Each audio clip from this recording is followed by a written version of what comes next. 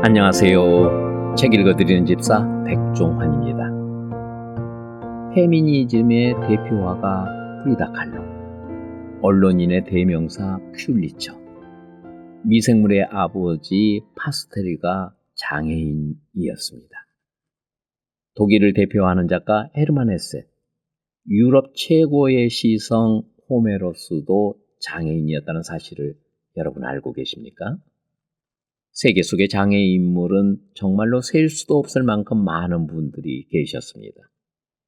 오늘은 세계 역사 속의 예술 분야에서 활동하셨던 분들을 여러분 앞에 소개해드리고 싶습니다. 오늘의 첫 번째 만나볼 위인은요, 독일을 대표하는 작가 헤르만 헤세입니다.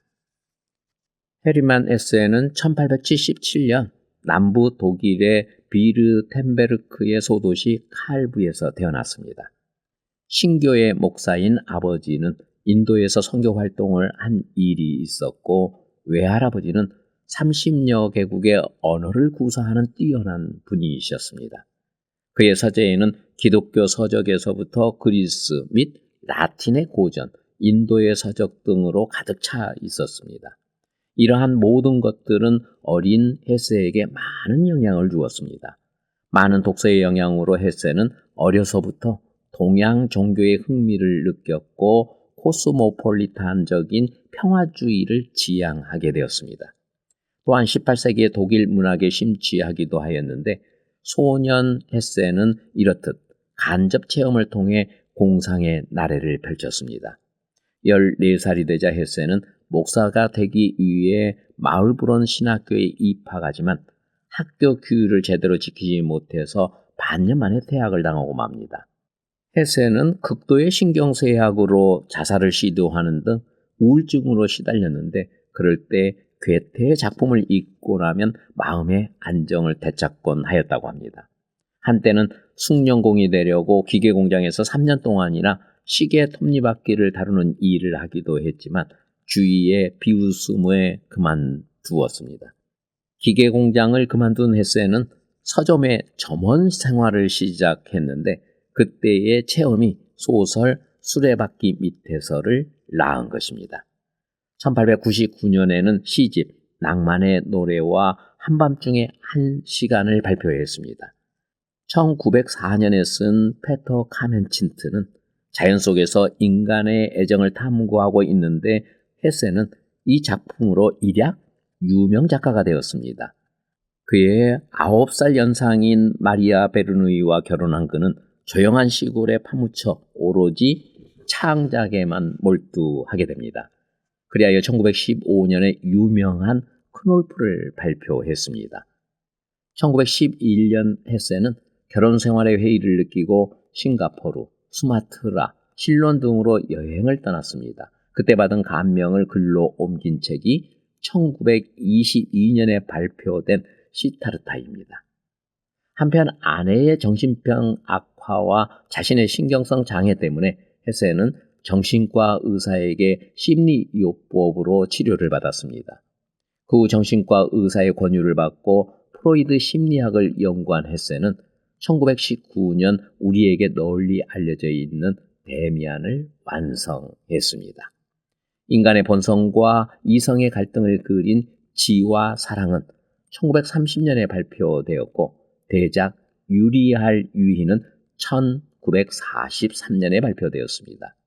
마침내 1946년 헤세는 노벨 문학상을 수상했습니다.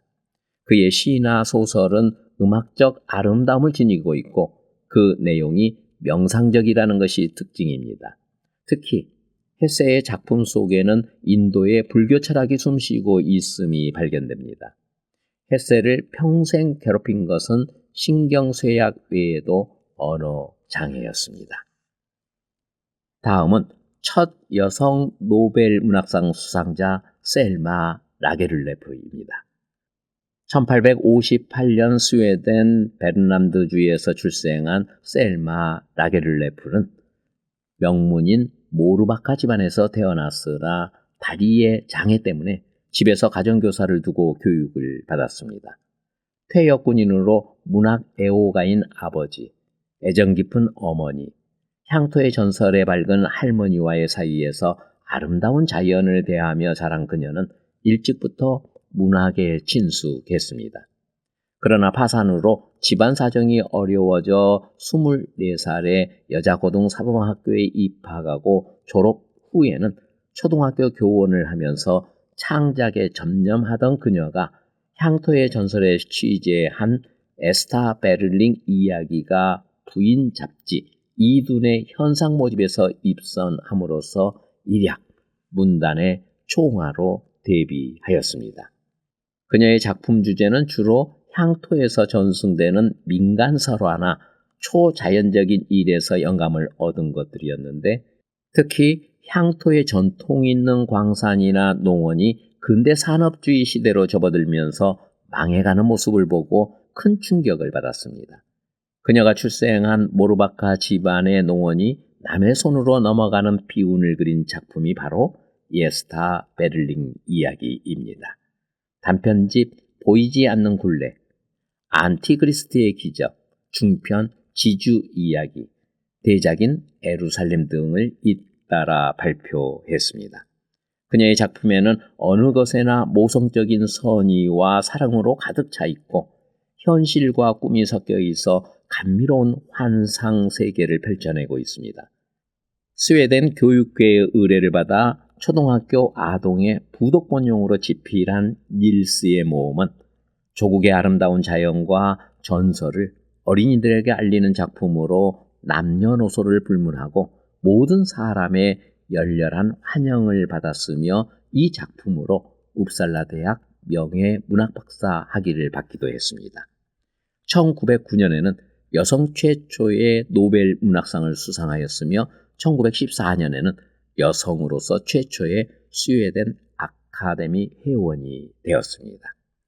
제1차 세계대전에서 큰 충격을 받았던 라게를레프는 제2차 세계대전이 발발하자 독일에 있던 유대인 예술가를 구하기 위해 발벗고 나서 자신의 노벨상 수상 메달을 기증하기도 하며 사회활동을 활발히 펼쳤습니다. 다음은 낭만파 시인의 대명사 바이런입니다. 바이런은 영국의 세계적 낭만파 시인으로 런던의 귀족 집안에서 출생해서 어려서부터 훌륭한 글재주로 주위의 칭찬을 받으며 성장을 했습니다. 캠브리지 대학에 입학해서 역사와 문학을 전공했고요. 1807년 게으른 날들을 발표했지만 평판이 좋지 않았고 졸업한 뒤 무질서한 생활을 계속하다 유럽을 여행하고 돌아와 견문기 차일드 헤럴드의 여행을 출판하고서야 일약 유명해졌습니다. 계속해서 해적 라라 등의 많은 시를 발표하였지만 부인 문제 등으로 비난을 받고 다시 유럽 여행에 올랐습니다. 그는 돈환 등 유명한 작품을 계속 발표해서 19세기 낭만파의 대표적인 작가가 되었습니다.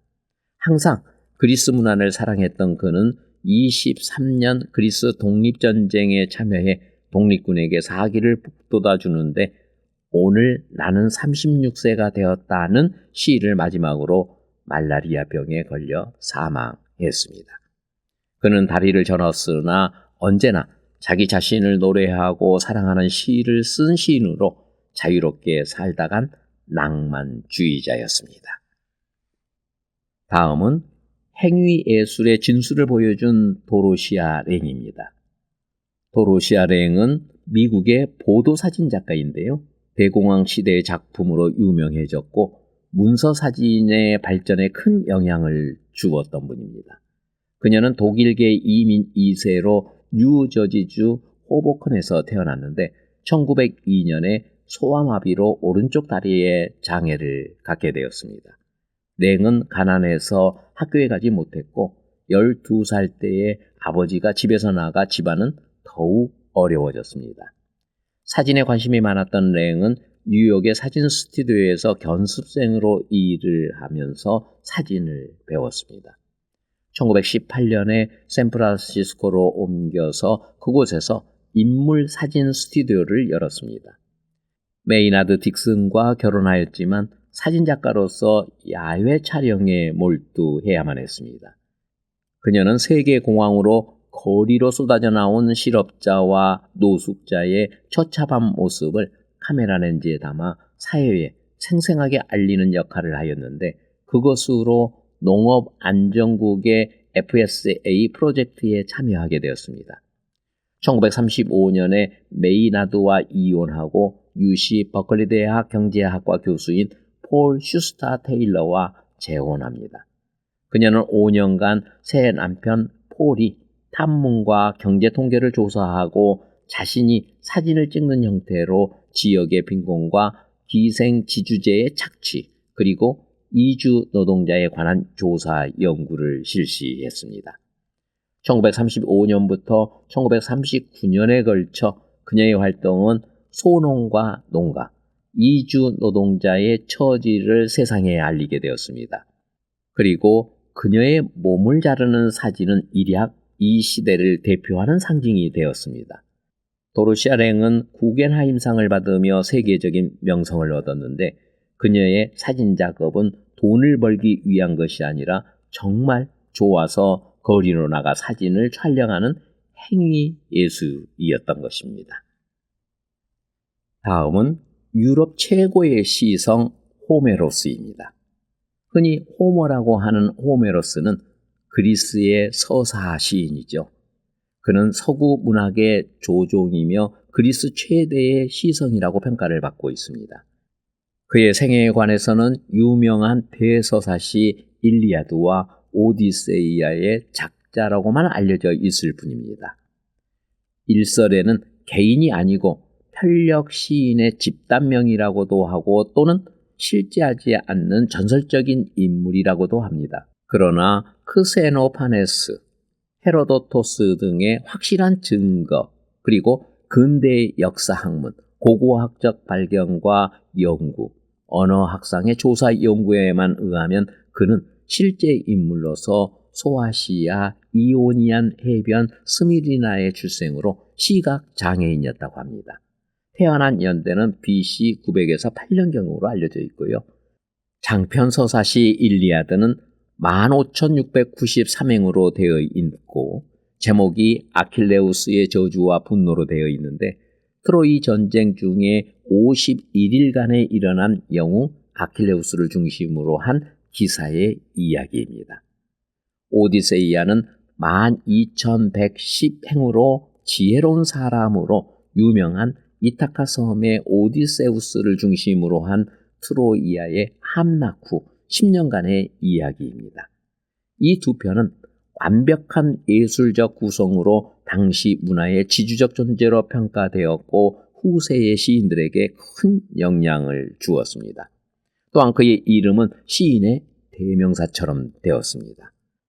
문해사적 측면에서 호메로스의 가치는 우선 형태와 플롯의 완벽한 동일성과 모든 인간의 기본적인 정서와 모티브의 파악, 보편적인 견지에서 본 위대한 인물들의 나무랄 데 없는 개성화, 인생의 위험, 쾌락과 비극, 죽음의 고찰, 종교와 윤리 등으로 훗날 서구 문명의 조류를 이룬 그리스적인 성격을 바탕으로 하여 방대한 스케일을 건전한 도덕에 의해 하나의 세계관으로 이룩한 것에 그 가치가 영원하다라는 평가를 받습니다.